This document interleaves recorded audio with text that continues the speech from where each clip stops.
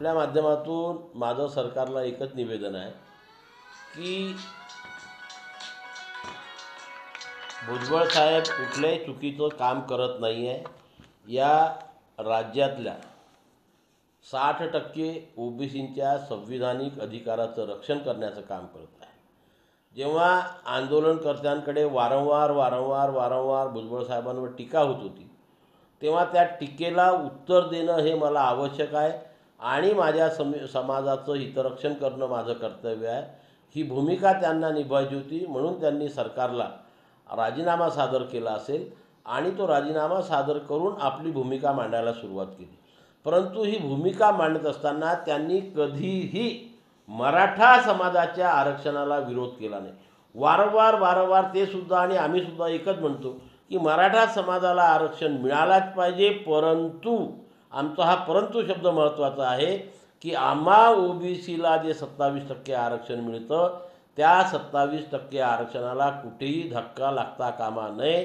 ओबीसीतून मराठा समाजाला आरक्षण देता कामा नये आणि सरसकट कुणब्यांची प्रमाणपत्रसुद्धा देण्यात येऊ नये. ही भूमिका मांडून जर आम्ही आमच्या या 60% असलेल्या ओबीसी समाजाचं हितरक्षण करत असेल, संविधानिक अधिकाराचं रक्षण करत असेल, तर त्याच्यामध्ये वावगं काय? ते कधी मराठा समाजाच्या विरोधात बोलले नाही.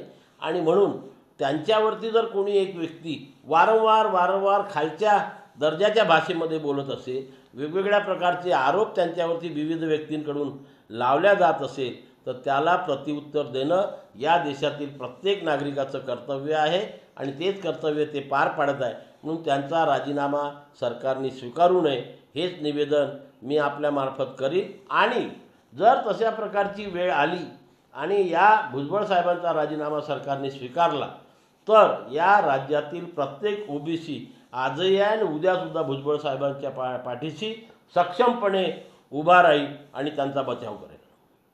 सर, भुजबळ साहेबांचा राजीनामा सोबतच जर नावी समाजाच्या लोकांना भुजबळ साहेबांनी म्हटलं आहे की त्यांचं काम करू नये किंवा मराठा समाजाच्या लोकांची सेवा करू नये. नाही, ते भावनेच्या आहारी ते बोलले, तसं बोलायला नको होतं. पण ते बोलत असताना कुठल्या उद्देशातून त्यांनी म्हटलं याच्याकडे आपण लोक बघत नाही. एका नावी समाजावरती मराठा समाजाने बहिष्कार टाकला, त्याला खालच्या अपमानास्पद वागणूक त्या व्यक्तीला दिली. मग माझ्या समाजाच्या एखाद्या व्यक्तीवर जर अशा प्रकारची वागणूक दुसऱ्या समाजाकडनं होत असेल तर त्या व्यक्तीच्या पाठीमागे जर आम्ही भक्कमपणे उभं राहून त्याचं हितरक्षण कर वावगं काय त्याच्यामध्ये?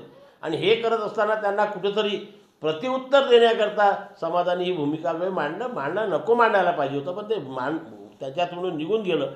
त्याच्यात कुठल्याही प्रकारचं वावगं आणि गैर नाही आणि म्हणून कोणी त्याचा वाईट विचार करू नये, चुकीचा अर्थ काढू नये. रोजच्या घडामोडी पाहण्यासाठी राजकीय दर्शन न्यूज चॅनल सबस्क्राईब करा आणि बेल आयकॉन दाबायला मुळीच विसरू नका.